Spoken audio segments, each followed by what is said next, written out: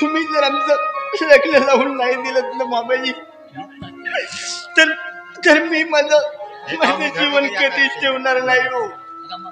अगं मरणा बघ, मरणा कशाला मरणाची वाट बघतो? अरे मेल्यावर माझ्या मुलाची तरी सुटका होईल. अगं तुला मरायच्या अगोदर बघ मीच कसा तुला तुझ्या केसानी गळा बांधून खतम करतोय. बघ या पाटलाची इज्जत आहे या गावात. या पाटलाला या उकिरड्यावर फेकेल.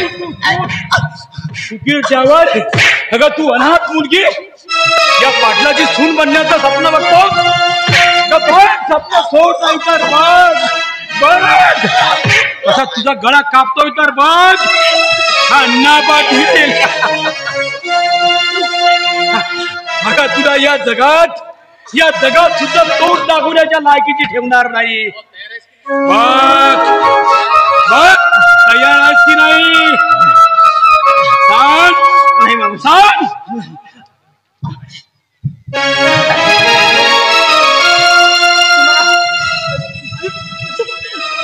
तुम्हाला मी शेवटचं सांगतो मामाजी. आणि माझं प्राण गेला तरी चालेल, पण मी तुमच्या शब्दाला गती उकार देणार नाही. कारण माझं प्रेम मनापासून आहे विक्रमवर, आणि म्हणूनच माझं प्राण गेलं तरी चालेल,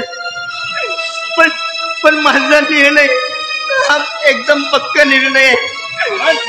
मी कधी तुमच्या शब्दाला होकार देणार नाही. आणि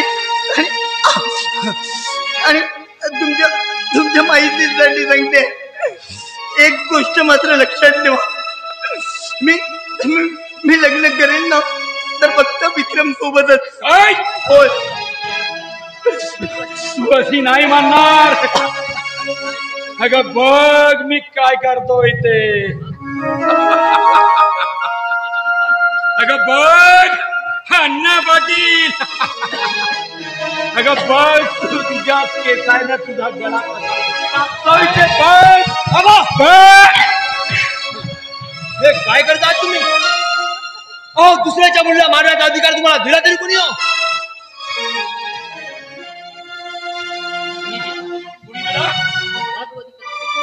तू मला अधिकार सांगतो जन्मदात्या बापाला? अरे बापाचा मान राखू शकत नाही तू? एवढं निर्लज्ज झालाच निर्लज्ज. अरे मी या गावात इज्जत कमवली, ती इज्जत तरी कायम ठेव पुरका. नाही तर हे या पाटलाची माझ्या घरात कदापि मी स्वीकार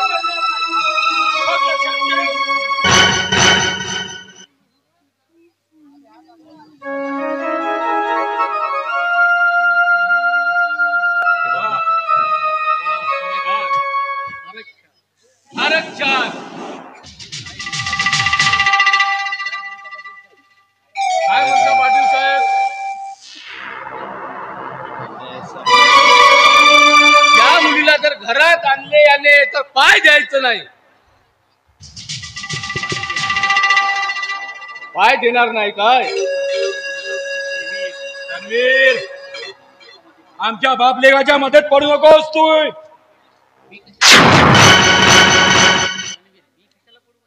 मी कशाला? अरे त्या घरावर या विक्रमचा जन्मसिद्ध हक्क आहे. होय की नाही विक्रम? अगदी बरोबर बोललास मित्र, अगदी बरोबर आहे तुझं. प्रत्येक वेळी तू आमच्या दोघा बापलेगामध्ये मदत करण्याचा प्रयत्न करू नकोस. तर लक्षात ठेव रणवीर, जेव्हा दोघाची गाठ पडेल ना तेव्हा समजेल तुला. लक्षात ठेव. तेव्हा बेकार होईल, पस्तावशील तू, पस्तावशील. विक्रम समजाव तुझ्या मित्राला. होय मंजूर आहे मला, पण माझी एक गोष्ट मात्र लक्षात ठेव.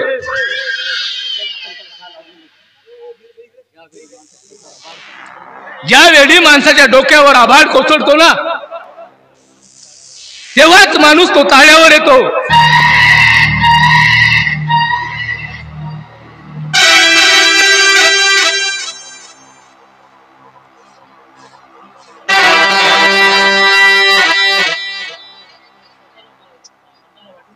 अरे स्वतःच्या मनाला काही वाटू नये, दुसऱ्याच्या मनाला तुम्ही डिवचता, त्यांच्या यातना करता. तो पश्चाताप कोणी करावं? अरे त्याचा शाप तुम्हाला लागेल नाही काय? आणि ते शाप तुला भोगावे लागेल. ठीक आहे. अरे वेळ आल्यावर कोण कोणाला भोगावं लागतं हे समजेल तुला. लक्षात ठेव. येतोय मी.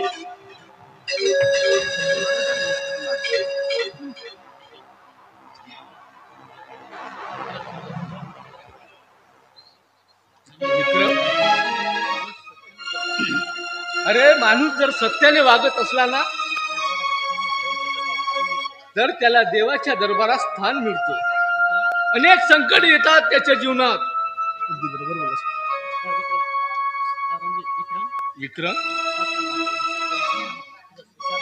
अरे मी आज माझा सख्खा भाऊ म्हणून तुझा स्वीकार करतो मित्रा. अरे जा, करा लग्न कोर्टात. माझी साथ आहे तुम्हाला. जा दोघेही आत्ताच्या आत्ता जा.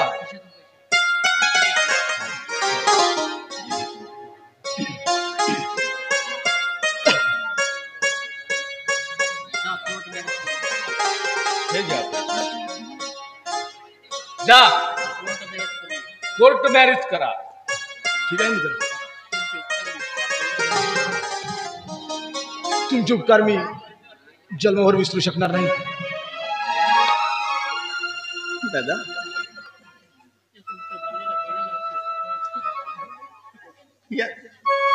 हे तुझ्या मानलेल्या बहिणीला कधी विसरू नकोस रे दादा. कधी विसरू नकोस रे.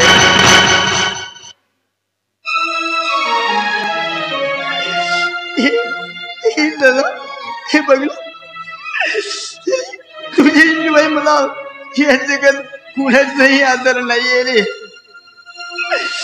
आणि म्हणूनच तू मला खरंच विसरू नकोस.